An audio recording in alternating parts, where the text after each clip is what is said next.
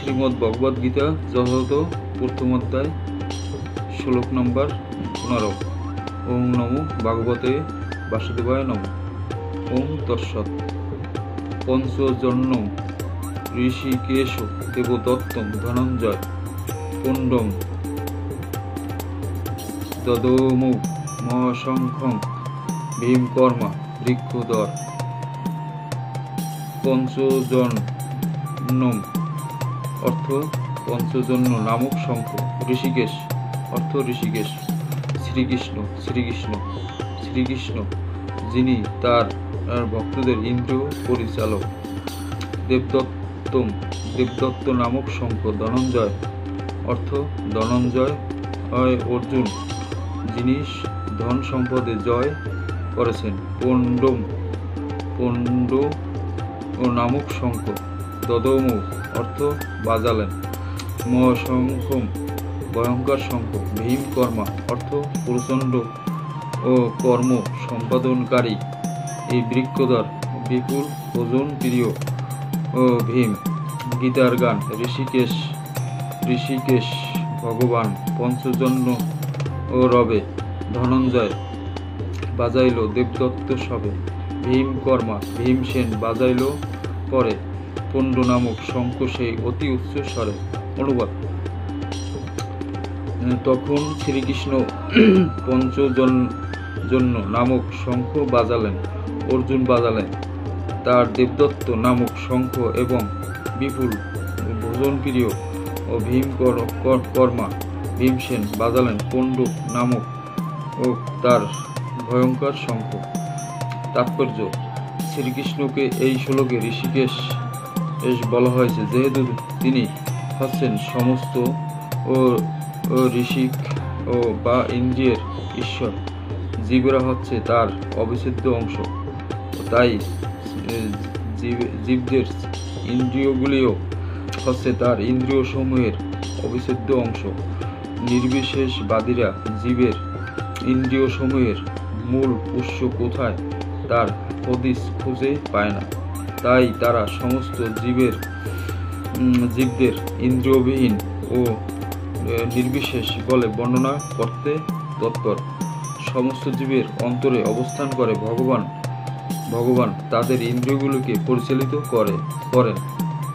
তবে এটি নির্ভর করে আত্মসমর্পণের মাত্রার উপর এবং শুদ্ধ ভক্তের ক্ষেত্রে তা ইন্দ্রিয়গুলিকে ভগবান প্রত্যক্ষভাবে পরিচালিত করেন। এখানে কুরুক্ষেত্রের যুদ্ধক্ষেত্রে অর্জুন দিব্য ইন্দ্রিয়গুলিকে ভগবান সরাসরিভাবে পরিচালিত করেছেন, তাই এখানে তাকে ঋষিকেশ নামে অভিহিত করা হয়েছে। ভগবানের বিভিন্ন কার্যকলাপ অনুসারে তার বিভিন্ন নাম আছে, যেমন মধু নামক দানবকে সংহার করার জন্য তার নাম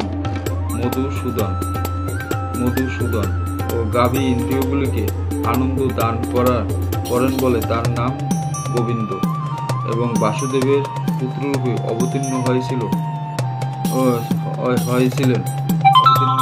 বলে তার নাম বাসুদেব।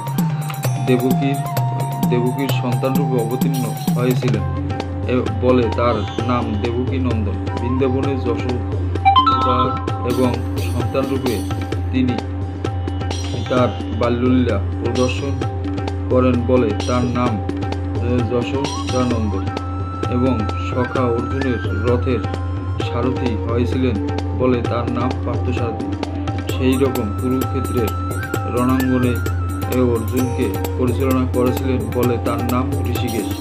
এখানে অর্জুনকে ধনঞ্জয় বলে অভিহিত করা হয়েছে কারণ বিভিন্ন যজ্ঞের অনুষ্ঠান করার জন্য তিনি যুধিষ্ঠিরকে ধন সংগ্রহ করতে সাহায্য করতেন। তেমনই ভীমকে এখানে বৃক্ষধর বলা হয়েছে কারণ যেমন তিনি হিড়িম্ব ও আদি দানবকে বধ করার মতো দুঃখসাধ্য কাজ সাধন করতে পারতেন, তেমনই তিনি প্রচুর পরিমাণে আহার করতে পারতেন।